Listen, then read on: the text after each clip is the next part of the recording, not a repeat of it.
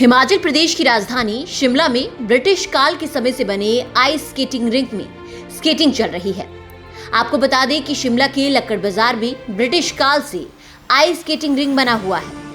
यहाँ दिसंबर के दूसरे हफ्ते से अगले 3 महीने तक स्केटिंग होती है, जिसमें स्थानीय के साथ साथ देशी विदेशी पर्यटक स्केटिंग का लुत्फ उठाते हैं।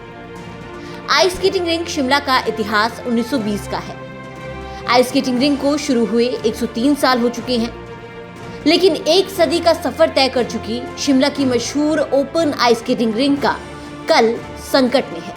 सर्दियों में पूरी तरह से प्राकृतिक रूप से तैयार की जाने वाली इस ऐतिहासिक आइस स्केटिंग रिंक का दायरा लगातार घटता जा रहा है। स्केटिंग रिंक संचालक तेजी से बदलते पर्यावरण और आसपास हो रहे बेलगाम निर्माण को इसकी सबसे बड़ी वजह बताते हैं। साल 1920 में अंग्रेजी शासन के दौरान स्केटिंग रिंक की शुरुआत हुई थी।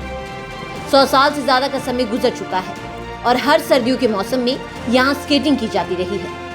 लेकिन क्लाइमेट चेंज और निर्माण का असर ऐसा हुआ कि रिंक का दायरा घटने के साथ साथ स्केटिंग सेशन भी कम होने लगे हैं। आलम यह है कि 90 के दशक में जहां 100 से ज्यादा सेशन आराम से हो जाते थे, बीते 15 सालों में अधिकतम 75 सेशन भी मुश्किल से हो पाए हैं। शिमला में बुजुर्गों से लेकर बच्चों तक स्केटिंग रिंक के लिए खासा उत्साह रहता है और लगाव भी है। ऐसे में अब स्केटिंग के शौकीन सरकार की ओर उम्मीद की निगाह से देख रहे हैं।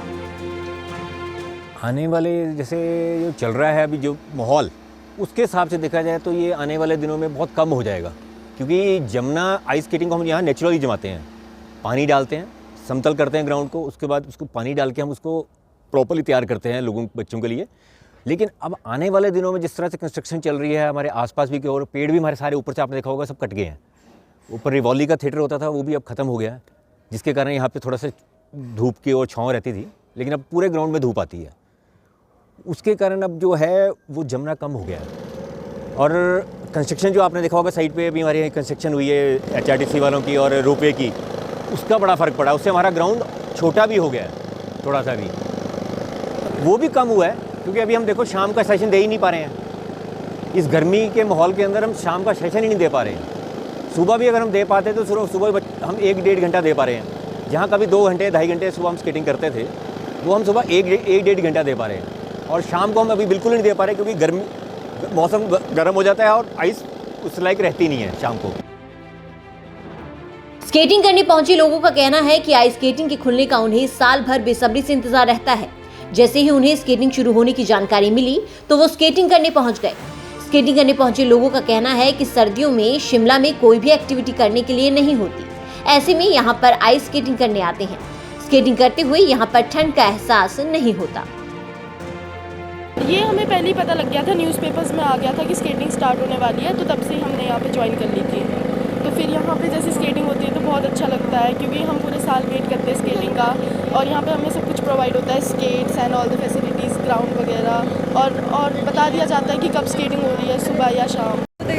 मेरा नाम असमी महाजन है और मैं यहाँ पे आइस स्केटिंग करती हूँ। तो हम लोग जैसे कि आज मेरा फर्स्ट टाइम था सुबह ही, तो हम सभी आए थे सुबह करने, और मतलब हमें बहुत मज़ा आया और हमने गेम्स एंड ऑल भी खेली। और कैसा लगता है यहाँ पर स्केटिंग करना? अच्छा लगता है? हाँ, अच्छा लगता है। मैं यहाँ पे 5 साल से स्केटिंग कर रहा हूँ और हमारे स्कूल की छुट्टियाँ पड़ चुकी है।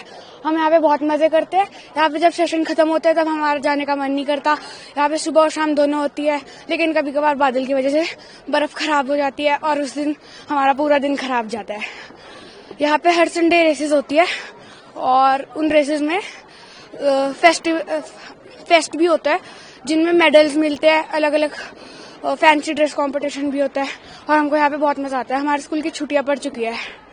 क्या इवेंट्स आप या क्या स्पोर्ट्स खेलते हैं यहाँ पे आइस हॉकी खेलते हैं, फिगर स्केटिंग करते हैं और स्पीड स्केटिंग भी करते हैं। हमको बहुत मजा आता है सब कुछ।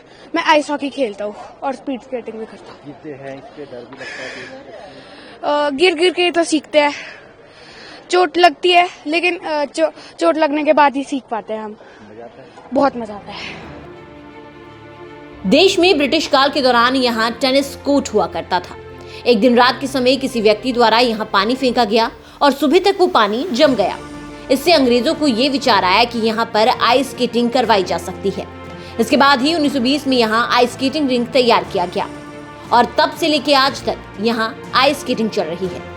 हर साल सर्दियों के समय में यहाँ आइस स्केटिंग करवाई जाती है और भारी संख्या में लोग यहाँ पहुँचते भी हैं। एशिया का सबसे बड़ा प्राकृतिक आइस स्केटिंग रिंक न केवल स्थानीय लोगों के लिए बल्कि पर्यटकों के लिए भी आकर्षण का केंद्र बना रहता है।